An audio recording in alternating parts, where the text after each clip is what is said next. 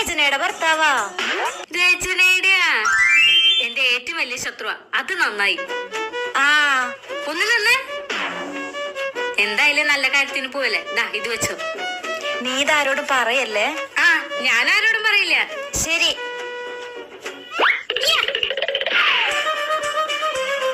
എടി രചന, വാടി. എന്താടി, എന്താ കാര്യം? നീ എന്താ പറയാറ്? എന്റെ ഭർത്താവിനേക്കാൾ സുന്ദരൻ നിന്റെ ഭർത്താവാ അല്ലേ?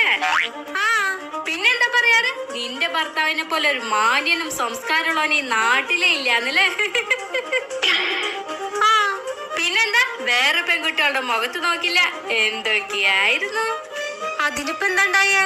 ഇപ്പൊ നിന്റെ ഭർത്താവ് എന്താ ചെയ്തേന്നറിയോ? അവനാ നിധിക്ക് പൊളിച്ചോടിപ്പോയി. നിനക്ക് അങ്ങനെ